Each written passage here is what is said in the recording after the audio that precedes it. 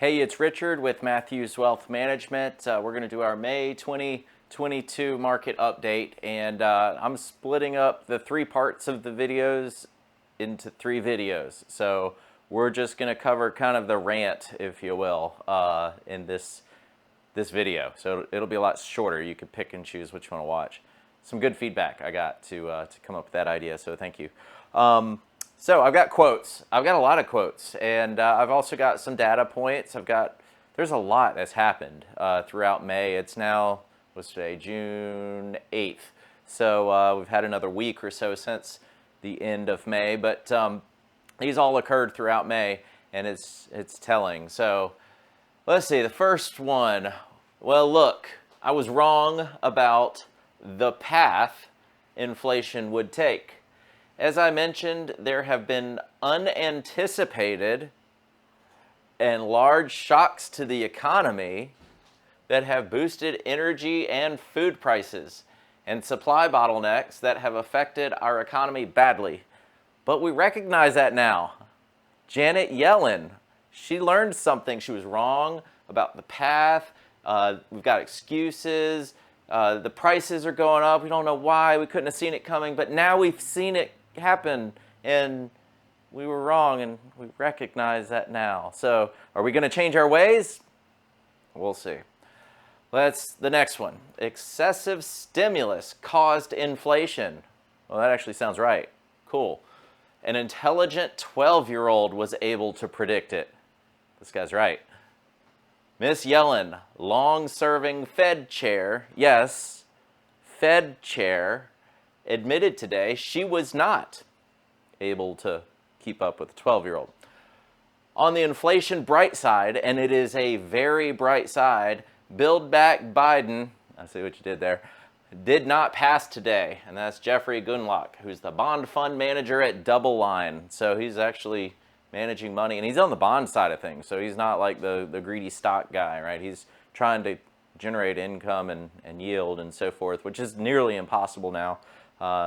It's nice knowing you, Bill Gross. You left a long time ago. That was smart. But he's right when he says why she's wrong, and she admits she's wrong. So, okay, we've got some momentum here, right, through these quotes. All right, so now what? We know she was wrong. We all could have seen it coming, should have seen it coming. So now what? My plan is to address inflation. All right. This starts with a simple proposition. All right? Respect the Fed. Respect the Fed's independence,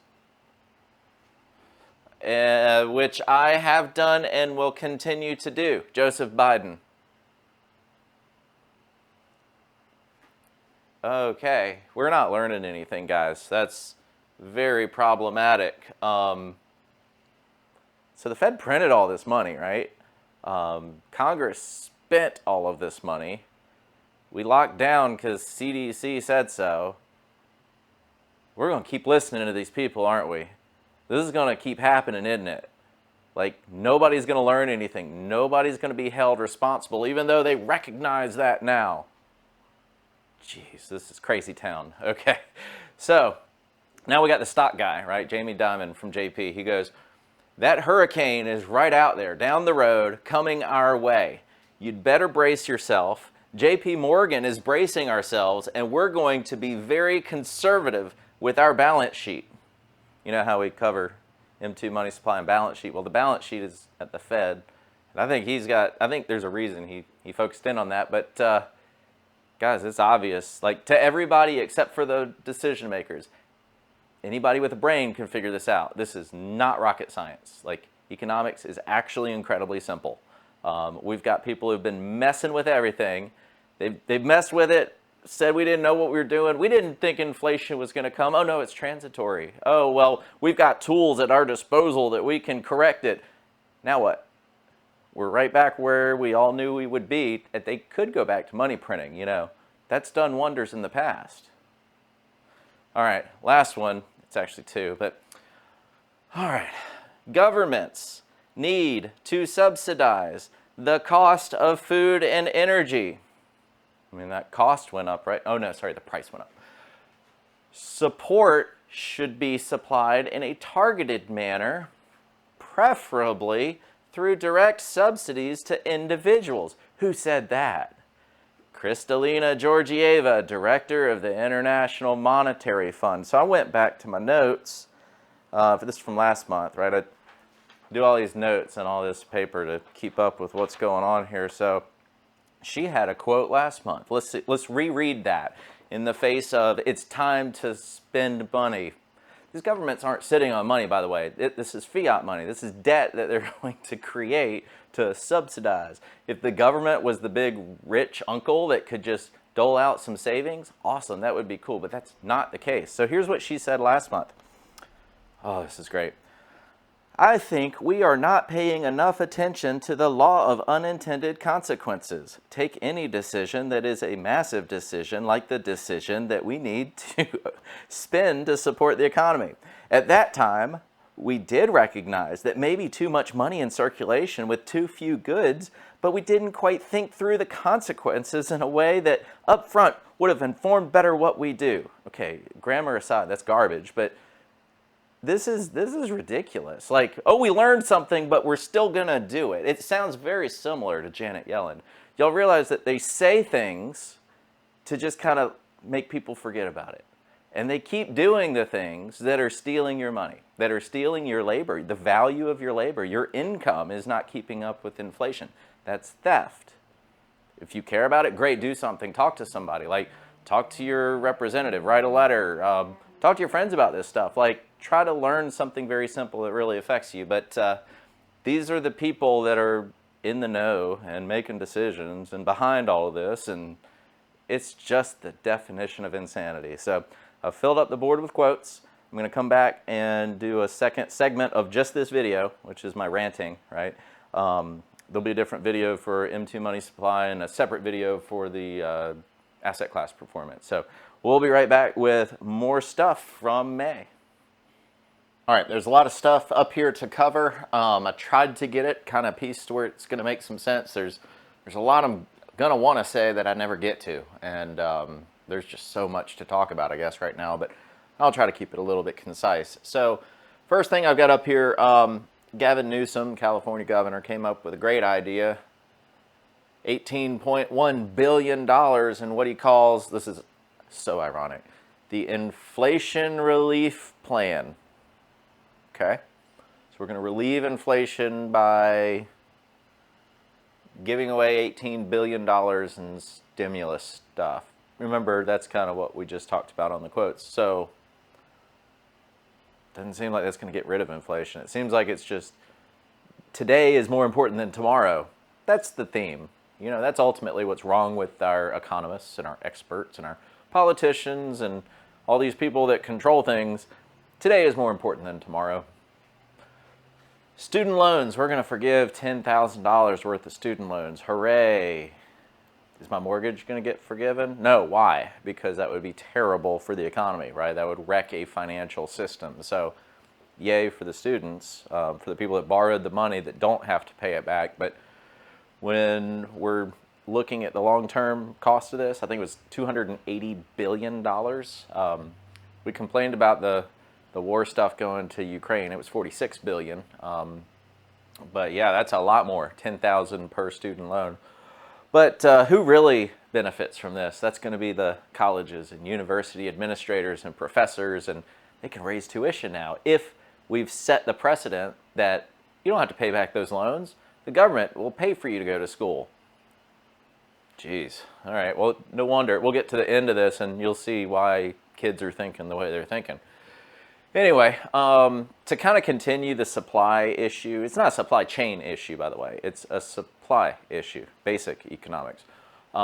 Just to add to all of the calamity that's been going on with droughts and all those fires. We've actually got another fire, but 43 railroad cars on a train full of potash, which is fertilizer, in Canada derailed, and that's gone. So, dang, we needed that. That's going to be some more food that somebody wished they could have had. 200,000 chickens died in a fire in Minnesota. That factory is responsible for 3 million eggs per day to go into major retail grocery stores. So prices are already high. I know y'all know that, but they're going to go up even more because of that fire and just the flu in general. We're up to 29 million chickens and turkeys that have now perished from the avian flu. Not good. I mean, that's just what we need right now when we've made terrible decisions. That's bad luck, right? So we can identify one thing that, yeah, we'll ease up on the blame a little bit for that one, but the money supply was controllable. Anyway, India finally decided they're going to halt all of their wheat exports. They don't export a ton, to be honest. Most of their stuff they keep there because of their population, but what they were exporting, they're saying, hey, we need to keep this because we see what's coming. Ukraine has a bunch of wheat exports. There's now an argument between Russia and Turkey's trying to tell NATO, hey, let's get this done so that that can come out and we can feed the world and minimize the famine that's on the way, but we'll see what we do there. So there's now been an estimate that up to, and I say up to specifically because this seems like unbelievable, but 3.5% of the world faces starvation, death. So that's 280 million people. That's a big number, but what's a big number anymore, right? Nobody really knows. But we locked down our economy and created this problem for what? How many people did we think were going to die in the U.S.? 2.1 million, right? That was what the guy out of London said. 2.1 million people will die, and it wasn't. It was 400,000. It was a terrible flu. Like if you go by just death rates, fatality, mortality rates, it's duh. I mean, it's bad, but it's not unprecedented. This hasn't happened before. There isn't a flu of 1913 or the Spanish flu or any of that stuff to really compare it against. And this was 100% preventable. So thank the leaders. Commodities are now being settled, trade settlement, when somebody's got, well, let's say some soybeans and they want to take them over to China, and normally they would be using different currencies, and now they're starting to use commodities, right? So barrels of oil in exchange for bars of gold, and it's back to the bartering system. Why? Because our financial system's corrupt. So the dollar is slowly being replaced. We were 71% world reserve status. We're now down to 59. There's lots of currencies, so I mean, it's going to take us to drop probably to the 30s before we're really going to lose that status as the #1 reserve currency, but we've already dropped a lot. We're going to keep dropping too at this rate, especially as they start to displace the dollar in the system of trade, right? If they go back to bartering and just exchanging commodities. There's also talk of accepting crypto and direct gold as settlement for a lot of these packages, and Russia's using this obviously to circumvent the fact that the West is just trying to isolate them. And so they're doing what they should do and protecting themselves and finding different ways to trade and maintain their economy and keep their people fed, because as much as we might like Ukrainians, Russians are very similar people, so whatever. Let's see, where was I? American Rescue Plan was 1.9 trillion. And I don't know, Yellen came out after that discussion with Biden and said, I really didn't want that American Rescue Plan to be 1.9 trillion. We could have cut that price by 1/3, but I didn't want to say so. And it's now this weird, who's going to get blamed for whatever, and she's trying to play the card that she was the responsible adult in the room who caved because I guess Biden or whoever went a different direction based on somebody's input. So controversy, but still, like, shouldn't have been there in the first place. But this 1.9 trillion, half of it has been spent. From my understanding, it has been broken up into 2 separate tranches, and specifically here in Fountain Inn, we're a small city, so we didn't get all that money up front. I think it's now going out into some grants and other expenditures, but half of that 1.9 trillion spent. So when we're tracking, M2 money supply and how that inflation, monetary inflation, trickles out into price inflation, we still got half more to go, right? Based on my understanding. That's not fully documented, but I think that's pretty reasonable and safe to say. So now the greedy corporations are in the spotlight, right? So we're going to have we're talking about price gouging, and a law was passed to stop price gouging. It's going to be interesting to see what we define exorbitant pricing as, right? Like, is there a percentage? Is there a threshold? Is it just you don't like this guy? And that's ultimately the issue with regulation and intervention. Let the consumer deal with stuff and do their shopping. I've got Gas Buddy, which is a great app, and I'll go from one gas station to another, to save 5 cents, 10 cents. I actually saved 42 cents on diesel a couple weeks back by going to one that hadn't gotten their refill or whatever. So yeah, price gouging, good luck actually policing that. There's now a talk about a profit tax, windfall profit tax by our economic thought leader, Elizabeth Warren, who is probably on the same level as a ham and cheese sandwich when it comes to understanding this stuff. Yeah, they're greedy. We got to tax their profits and give it back to the poor people. And it's like, it's supply. If you want people to start boosting supply, they're going to need some capital to invest. Like, duh. Think a little bit further, Miss Warren. Price fixing. What happened when we started fixing prices in the 70s? Anybody sit in those lines? It's coming. Once you start taking away the ability and the incentive for somebody to run a business and bring in a supply and get rid of it to demand for their share of the work that was done there, I mean, now nobody's going to want to do it. You're going to actually hurt your supply, raising prices quicker. You're going to stop that price, and then nobody's going to produce any. Like, this is just absolute moron time. But anyway, we didn't learn anything. 3 things that are pushing this, all inflation. And this is probably the best, simplest way to look at it. You've got the monetary expansion. That's Jay Powell's fault, right? You could say Bernanke and Yellen. Yellen was there too, which is kind of crazy. But Federal Reserve is at fault for monetary expansion in the name of shut it down for a flu and nobody go to work and we'll pay you not to work and just all this garbage. The only way we could do it was to print it, right? And that was a stupid idea. But deficit spending, that was, well, since people can't go to work, we're going to have to make sure that they can get their Amazon orders and their Uber Eats. Actually, I don't know if Uber Eats was around at that time, but let's blame that. That's Pelosi. That's money that's being spent through Congress that originates in the House. And Yellen, she's the Treasury Secretary that actually underwrites the bonds and sells them to the Fed. So blame Powell here, blame Pelosi, Yellen there. I guess you could say Biden's in on that and Schumer or whatever, but and anybody that votes with them, they're also to blame. And then regulation. A lot of this stuff is because of environmentalism.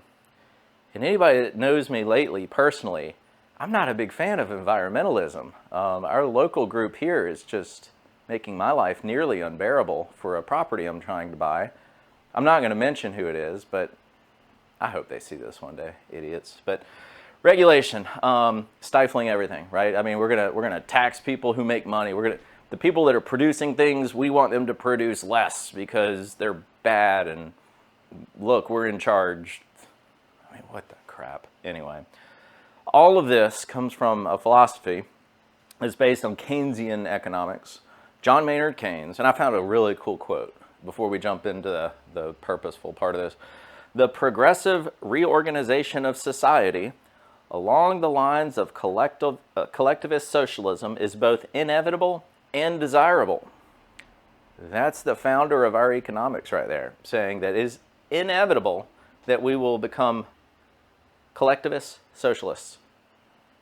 Okay, so who's this guy? Look him up. He's a terrible guy with a lot of flaws in his thinking, but he enabled an entire political elite to do what they want to do with his little fancy equations that are just a bunch of garbage. I do not like Keynes. Fabian Society, those are, go look up their logo. Go see what their logo was. It's very interesting. But the idea was that to get to this point, collectivist socialism, we're not going to do it through violence. We're not going to do it through war. We're not going to overthrow anybody. We're going to do it over a long period of time of taking over parts of the government, parts of the media, we know what this is, right? So they met at the 1917 Club. That's kind of cool, right? What happened in 1917? Not much here, but that was the Bolshevik Revolution. I'm just saying that our entire system and how these decisions are being made is pushing one major outcome here. And if you don't see it, you need to pick up a book and read a little bit. All right, call to action. I found this interesting in the last video last month and wanted to continue kind of researching my world of investors and prospects and so forth. So 25% of people, according to a recent report, have decided to delay their retirement due to the rising costs associated with inflation. That's not good. 1 in 4 people were going to retire. I remember 2008, a lot of people retired and had to go back to work. Well, 1 in 4 just isn't going to take the risk. They're going to keep on working through this. And they're probably needed, right? Because nobody else wants to do their job. 21% of people are reducing their 401k or their savings rate because of the increased costs associated with their lifestyle. And that plays out a little bit down the road, interestingly, as well. But 1 in 5 people aren't able to put back enough. Well, from last month, we just realized how little people have in savings. This month, we saw personal credit went through the roof, second in history, second highest point of personal credit usage. I'm trying to get the words right there, but anyway, it's having an impact on what's going to be there later as far as retirement. So Social Security is not going to work out in the long run, FYI. Sorry to spoil that for you, but it's going to happen even sooner when this stuff happens, right? That's a lot. This was eye-opening. We have some high net worth clients at Matthews Wealth Management that make good incomes, but how many people who make a lot of money are living paycheck to paycheck? So we've got bands of income from 100 to 150 grand, 150 to 200, 200 to 250, and 250 plus. And they broke up this study into the baby boomers and the millennials. I don't know why there's this like competition and hatred there. I'm Gen X, so I don't have to. I have issues with both of you. So anyway, that will show up later. But baby boomers, between 100 and 150,000 a year, 26% of them, 1 in 4, is living paycheck to paycheck. But this is the staggering one. The millennials, and I don't want to put all y'all in the same category because I know y'all think very differently, but the worst of you, and you know who I mean, well, let's just say 63% of you, are living paycheck to paycheck making 100 grand? Huh. You might want to think about priorities, right? You may have an outlook that's not close to reality. So boomers are doing better here in the entire column. Millennials, the more you make, it gets a little better, but the 250 plus, 55% of millennials are paycheck to paycheck making 250 grand? Okay, well, I bet there's no savings also. I bet it's all being spent. So I remember there was a book, The Millionaire Next Door, when I first got into this business. I read that book a lot. I learned a lot from it. And these are the people to avoid in my line of work because they've got nothing, right? They've got earned income, but that can end like that. And what is there for somebody like me to help them manage? Nothing, because they weren't willing to put anything back. And I mean, at 250 grand, you should be able to build a pretty good nest egg and retire early. But in this case, I will bet you these people will not be retiring. They'll probably be in this delaying retirement because of inflation thing. But wow. Okay, so let's break down some generational stuff even more. 65 grand a year salary. They need to save up for retirement. They need to have a nest egg so that when they retire, with maybe Social Security, without Social Security, whatever, they want to maintain their standard of living, right? So how much do you think you need to put back to retire and live on $65,000 a year? It's math. It's not hard math, but nobody's willing to do it. Baby boomers estimate 750 grand on average. Gen X, my people, 500 grand. I feel bad. I'm embarrassed by that, but I'm not the typical Gen X, I guess, because of the line of work I'm in. Gen Z, 500 grand. Okay, well, they're the youngest ones. They're the TikTokers. Millennials expect 300 grand is going to build them 65,000 a year of standard of living. Come on. All right. Now, they did another follow-up and sorted this data even more and found out, well, how did you come up with that number? Did you use any of the online calculators? Did you think it through, or just paper and pencil, use calculator on your phone? What was your methodology here? 40% of these geniuses that said 300K, they just guessed. That's how much thought is going into this. The answer is 1.8 million. Ugh, math is hard, right? What's even harder is getting your priorities right.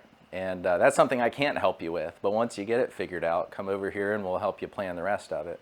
But yeah, the month of May, it's got me frustrated. This is the rant video, right? So I'm allowed to be like this. I've got the other 2 videos that'll be coming out as well. But yeah, things are not looking good. And it's weird. We've been saying this for years on these videos, if you watch. We've been saying it, and we've been right. I'm wondering if anybody's going to start picking up and learning this and then like telling other people about it. Because, I mean, we could just let this keep happening, or we can care about it and try to stop it. It's up to y'all. But anyway, we'll see you in June.